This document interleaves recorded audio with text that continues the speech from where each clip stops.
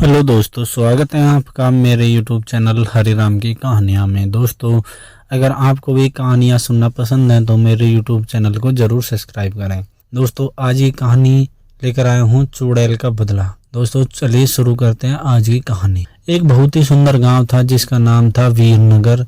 यहाँ के सभी लोग बहुत खुशी खुशी से रहा करते थे।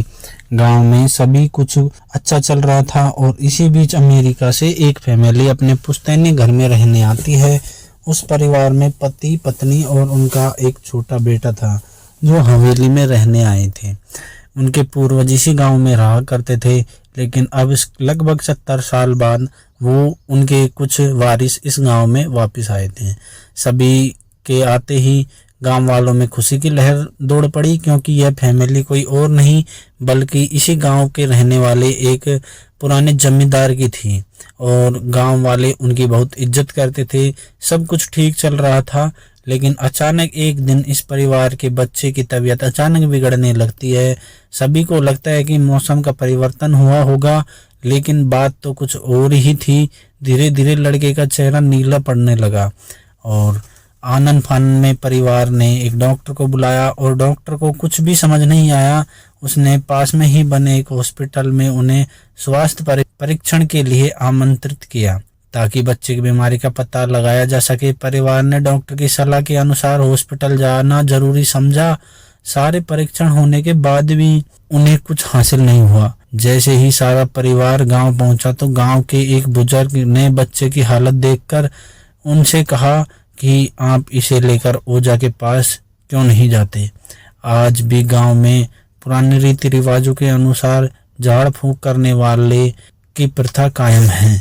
परिवार के सभी सदस्य बच्चे के लिए ओझा के पास जाने को तैयार हो गए। गांव के पास की एक पहाड़ी पर बाबा रहते थे जो कि काली विद्या में माहिर थे। जैसे ही उनके आश्रम की सीढ़ियों पर वह बच्चा अपने परिवार के साथ पहुंचता है तो ओझा जोर जोर से चिल्लाने लगा, तू क्यों आई है यहाँ, तू क्यों आई है यहाँ, इतने वर्षों बाद तेरा बदला शांत नहीं हुआ।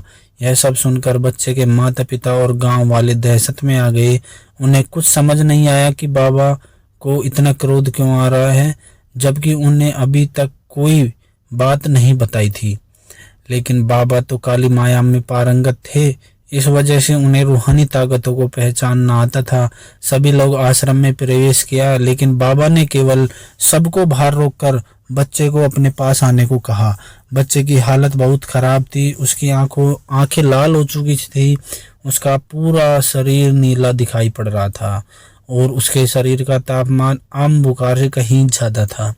ओझा ने विभूति उठाकर बच्चे के मुंह पर फेंका। विभूति उसके चेहरे पर गिरने के बाद बच्चा जमीन पर लेट गया और जोर जोर से हाथ पैर हिलाने लगा। किसी को कुछ समझ नहीं आ रहा था कि बाबा की विभूति से ऐसा क्या चमत्कार हुआ कि बच्चा अपने आप जमीन पर लेटकर ऐसी हरकतें करने लगा। तभी अचानक बच्चे अपने पैर की अंगुलियों के बल खड़ा हो जाता है और बहुत ही खूंखार औरत की आवाज में ओझा को उसके पुराने नाम से बुलाया, अरे ओ प्रेमनाथ, मैं तुझे नष्ट कर दूंगी। लड़के का ऐसा स्वर सुनकर उसके माँ बाप घबरा गए और लड़के की को इस अवस्था में देखकर उन्हें कुछ समझ नहीं आ रहा था कि ऐसा क्यों हो रहा है। तभी ओझा ने एक मंत्र पढ़कर बच्चे को काबू में किया। सारे गांव वाले ओझा से पूछने लगे, बाबा यह सब क्या है, वह बच्चा ऐसा क्यों कर रहा है। तभी ओझा ने बताया कि इसके अंदर कोई चुड़ैल आ चुकी है जो कि 70 साल पहले चोरी के आरोप में जिंदा जला दी गई थी।